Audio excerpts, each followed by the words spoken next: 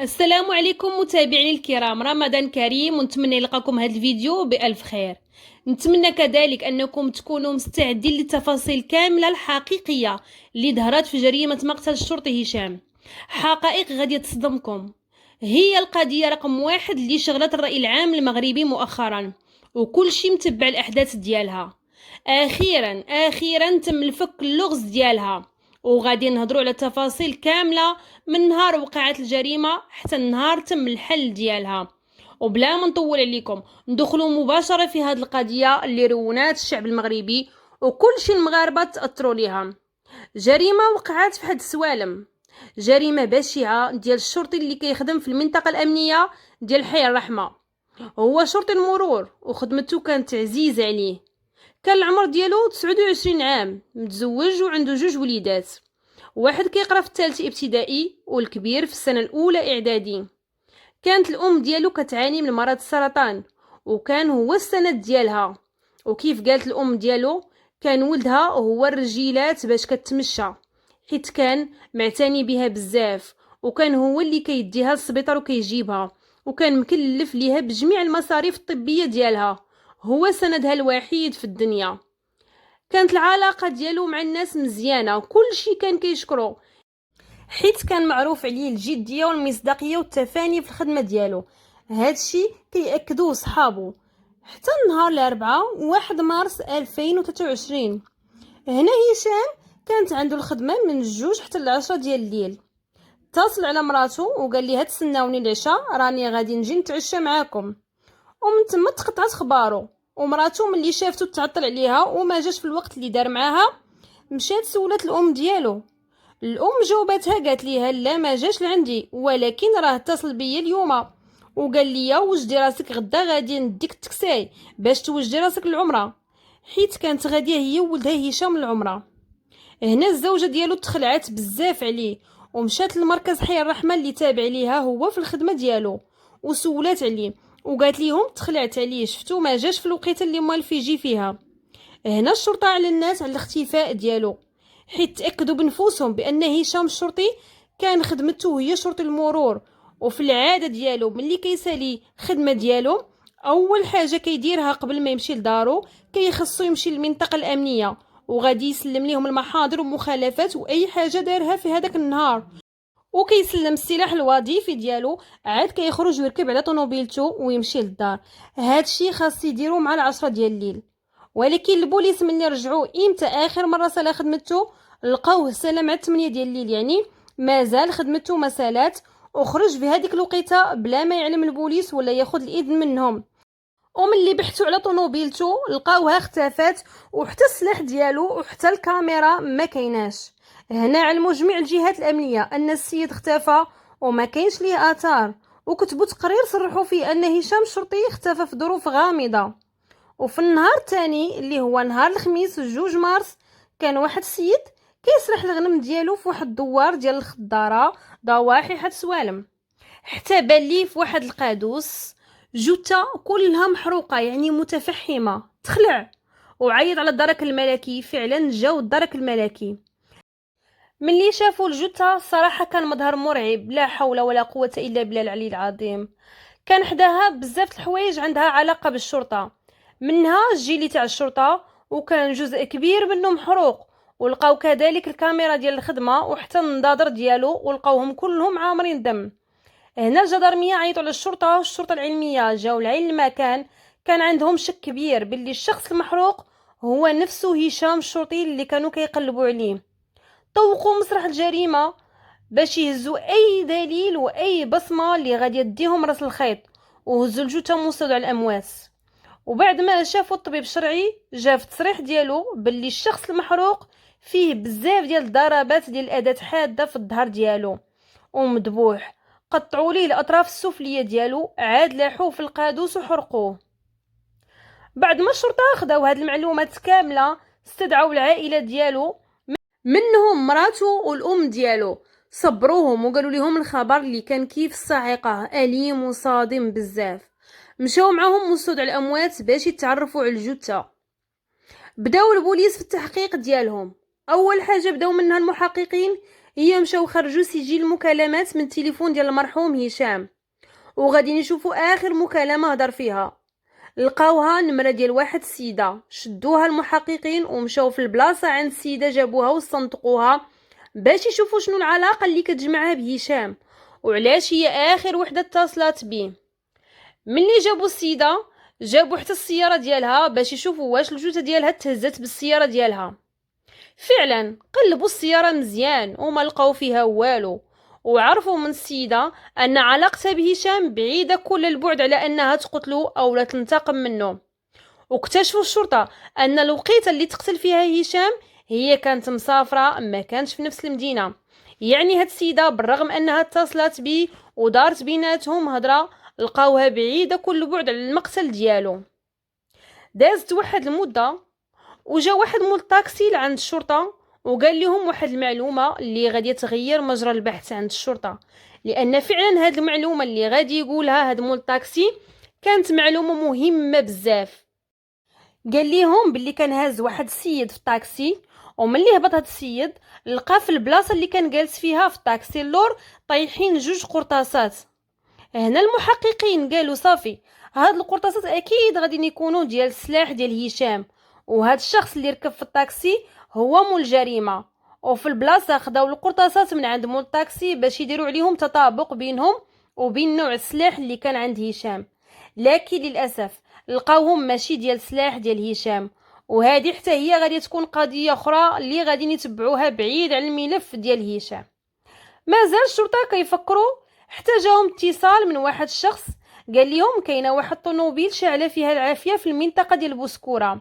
وفي البلاصه الشرطه انتقلوا لعين المكان وتاكدوا باللي هذيك السياره اللي شاعله فيها العافيه هي ديال هشام، حيت ملي وصلوا الشرطه لقاو السياره شاعله فيها العافيه ولكن طفاوها دغيا.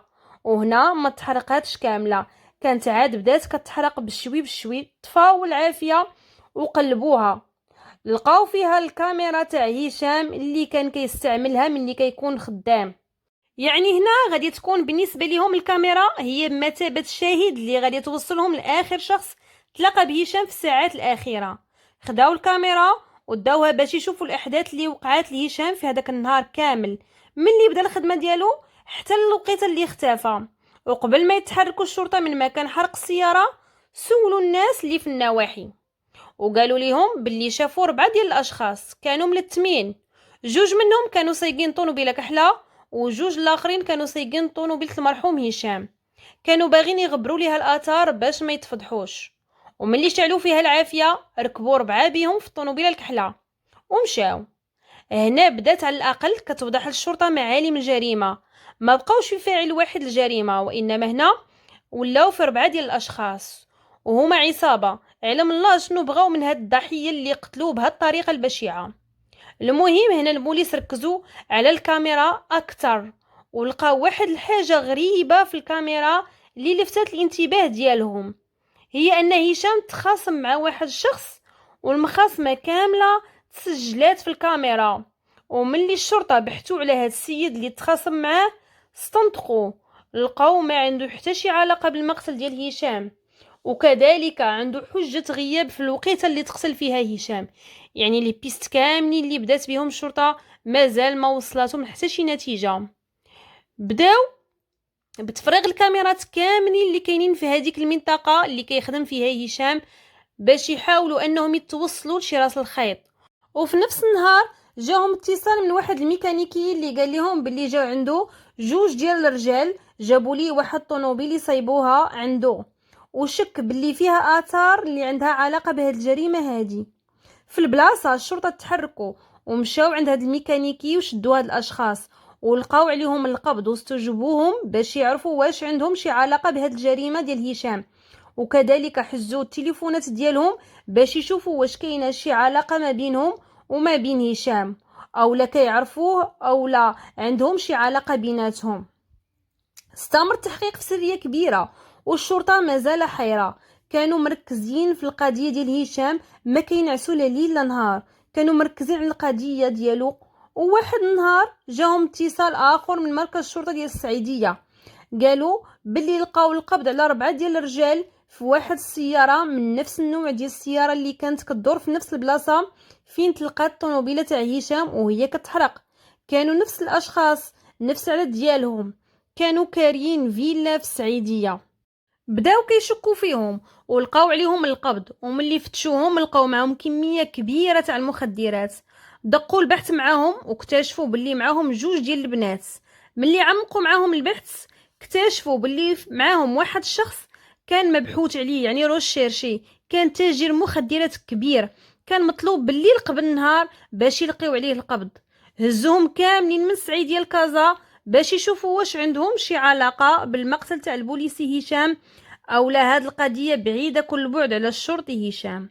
بداو معاهم التحقيقات والابحاث، وهنا غادي يبداو يخرجوا بزاف ديال الاشاعات اللي ما عندها حتى شي اساس من الصحه. كل شي القنوات هضروا والاذاعات التلفزيه كل واحد شنو قال عليه، الشي اللي غادي ياثر بزاف على العائله ديال هشام، وغادي يخرجوا يطلبوا الناس باش يوقفوا الاشاعات عليه وما بقاوش يهضروا ويخرجوا الاعلام حتى تبان الحقيقه ديالو. الابحاث مازال مستمره حتى لقاو القبض على 10 ديال الاشخاص اخرين في المنطقه ديال حد سوالم والنواصر، منهم تجار كبار ديال المخدرات لقاو عليهم القبض، وبداو معاهم التحقيقات باش يحاولوا يربطوا القضيه ديالهم بالجريمه تاع هشام، ويشوفوا واش هما بالفعل هما اللي افتعلوا هاد الجريمه ولا حتى هما بعيد كل بعد على الجريمه ديال هشام. المهم الابحاث بقات مستمره في واحد السريه اللي هي كبيره بلا ما يخرجوا حتى شي معلومه او لا يقولوا المعطيات ولا الاعترافات ديال هاد المتهمين هادو اللي هما اكيد ما اعترفوش باللي هما عندهم علاقه بمقتل هشام. وحتى الشرطه ما قدرت انها تثبت انهم عندهم علاقه بالمقتل ديالو، ولكن غادي يبقاو لاقين عليهم القبض لانهم اصلا كيف قلنا لقاو عندهم كميات كبيره من المخدرات، فهاد الشيء بحد ذاته غادي يخليهم مشدودين. المهم القضيه غادي تبقى هكا، والشرطه غادي ترجع للنقطه ديال الصفر، وما بقاو عارفين منين يبداو حتى شي بيست اللي غاديين يتبعوها. حتى غادي يوصل نهار 15 مارس في هاد السنه اللي حنا فيها، وفي هاد النهار هاد الشرطه غادي يكونوا يتبعوا واحد الاشخاص اللي عندهم علاقه بهذوك التنظيمات الارهابيه الداعشيه. وواحد من هذوك الاشخاص من اصحاب الفكر المتطرف غادي يلقوا عليه القبض في الصباح ديال 15 مارس. من لقاو عليه القبض داوه لمركز الشرطه باش يبداو التحقيقات معاه، وضغطوا عليه باش يوريهم الاسلحه اللي كيستعملوها فين حاطها، وغادي يعترف لهم بصاحبه اللي هو كذلك كاين معاه في نفس المدينه ديال الدار البيضاء. وغادي يمشيو ويلقيو عليه القبض حتى هو بالفعل غادي يلقاو عنده اسلحه كثيره، ومن بين الاسلحه اللي لقاو غادي يتفاجئوا بالسلاح الوظيفي ديال هشام وحتى المينوط ديالو. هنا تصدموا وعرفوا باللي هاد الارهابيين المجرمين عندهم علاقه مباشره بالمقتل ديال الشرطي هشام. ملي داوهم وبداو كيضغطوا عليهم باش يعترفوا لهم، بالفعل اعترفوا لهم باللي عندهم علاقه بالمقتل ديال الشرطي هشام، واعترفوا لهم كذلك بشخص اخر اللي هو معاهم في هذا التنظيم هذا. الشرطه مشات في البلاصه باش تلقي عليه القبض في سيدي حرازم، وهنا ولاو قدام 3 ديال المتهمين الارهابيين اللي غاديين يبداو يعاودوا في الاعترافات ديالهم وعلاش نفذوا هاد الجريمه هذه في حق الشرطي هشام، واش هما كيعرفوا واش بيناتهم شي حاجه. هنا جاوبوهم هاد الارهابيين وقالوا لهم حنا الهدف ديالنا الرئيسي هو المس بالنظام العام والامن ديال البلاد، وهشام اختاريناه بشكل عشوائي بحكم انه خدام في واحد البلاصه خاويه، وحنا كنا طامعين في السلاح ديالو باش نفذوا به مخططات اخرى باش نثبتوا الولاء ديالنا لهاد المنظمات الداعشيه. هذه هي الاعترافات ديالهم. وكيف ما قالوا هشام تم الاختيار ديالو بواحد الشكل عشوائي بحكم ان هشام المنطقه اللي كيخدم فيها كانت خاويه، فغادي يمشيو عنده في الوقيته اللي كان غادي السياره ديالو وغادي يتهجموا عليه وبداو يضربوا فيه. وهنا هشام غادي يبقى معافر معاهم باش يفك راسو منهم، ولكن طعنوه عده طعنات في الظهر ديالو وحتى وجهه. بعد ما فقد الوعي ديالو هزوه في السياره ديالو داوه المنطقه اللي سميتها دوار الخضاره في نواحي حد سوالم، تما فين كملوا عليه بالضرب وقتلوه وقطعوا ليه الاطراف ديالو وشعلوا فيه العافيه في هذاك القادوس ورماوه فيه. من بعد منها شدوا السيارة ديالو وحتى السلاح الوظيفي والمينوط ديالو، تحركوا بالسيارة حتى تلاقاو بالشخص الثالث. وهنا فين كيقترح عليهم ان السيارة ما خاصهاش تبقى عندهم، انها ممكن تخلي الشرطة تلقي عليهم القبض. وقرروا باش يشعلوا فيها العافية ويخلوها في بوسكورة. وتما فين الناس فين شافوهم وقدروا باش يتعرفوا على نوع السيارة ديالهم اللي كانوا راكبين فيها بعد ما حرقوا سيارة الشرطي. الشهود اللي شافوهم في السيارة دلاو بالأقوال ديالهم للشرطة، وبالفعل الشرطة جاو لعين المكان ولقاو السيارة عاد بدات كتحرق، ولحسن الحظ لقاو فيها الكاميرا مازال فيها هادوك اللقطات، واخا ما نفعوهم بوالو. المهم هذا هو التسلسل اللي مشات به هاد الجريمة هادي. واخيرا تحل هاد اللغز ديال الجريمة ديال مقتل الشرطي هشام، وتعرف باللي هشام ايادي نظيفة وما كانت عنده حتى شي علاقة لا بالفساد لا الخيانة لا التجارة بالمخدرات، وباللي هو كان ضحية لواحد الفكر المتطرف، وباللي هاد الارهابيين كانوا ينفذوا هذا المخطط ديالهم باش ياخذوا السلاح الوظيفي ديالو، وكذلك نفذوا به جرائم اخرى، منها سرقوا واحد الوكالة بنكية باش ياخذوا منها الفلوس باش يدعموا بهم روسهم من هنا للقدام في هذوك المخططات ديالهم. المهم القضية عندها علاقة بالإرهاب وما عندها حتى شي علاقة بالتجارة بالمخدرات. هادو هما الأحداث الكاملة اللي في هذه القضية. نتمنى الإعدام المجرمين، الله يرحمه ويغفر ليه ويسكنه الفردوس الأعلى ويرزق أهله الصبر والسلوان.